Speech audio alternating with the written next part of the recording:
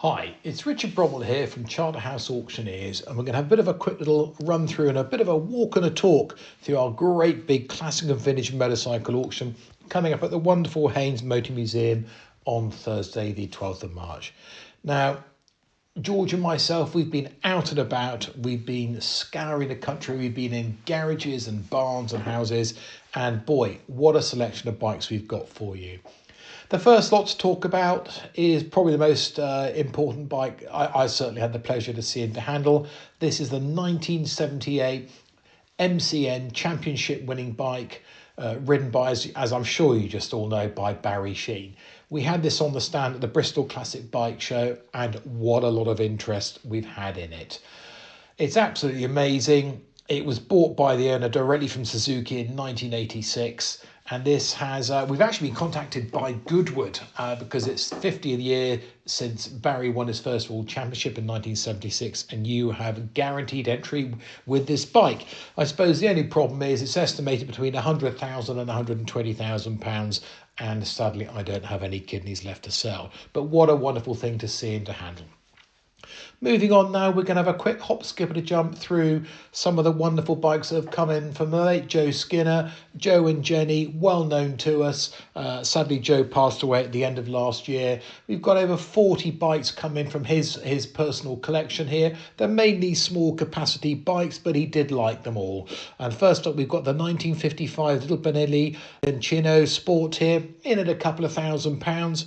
Followed by the Excelsior Auto bike. There we go. Again, he did like his bike shiny. He liked them in organic stages.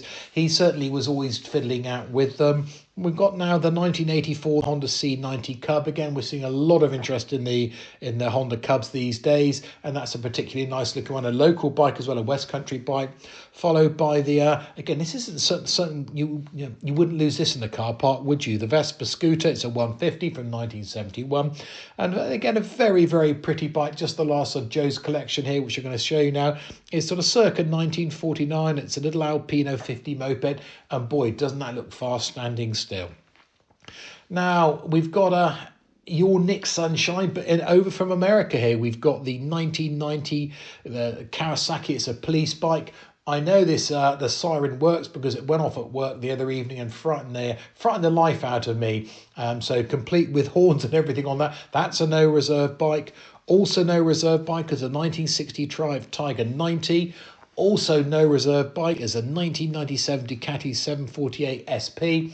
And again, another no reserve bike, and this certainly is shed and buried out in the barn now, farm fresh, call it whatever you want. It's a sort of circa 1934 matchless D80. And another farm fresh bike is the Honda XL here. Again, this is covered in good old Somerset mud.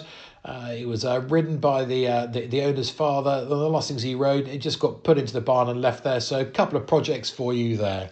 Another no reserve bike is this little Honda C30. With a reserve, though, is coming up as the Vincent here. It's a 1955 Vincent Series D Black Knight. That's in at around about 33 to 35,000. Another favourite of mine of the sale, I do like an Ariel Square 4. This one from 1953 and is a Mark II and it's 6,500. Another iconic bike here. This is from 1977. Yes, it's Silver Jubilee year, but this was also ridden by Mick Grant. It's a 1977 Kawasaki KR750. It was used for making practice of the TT in 1977.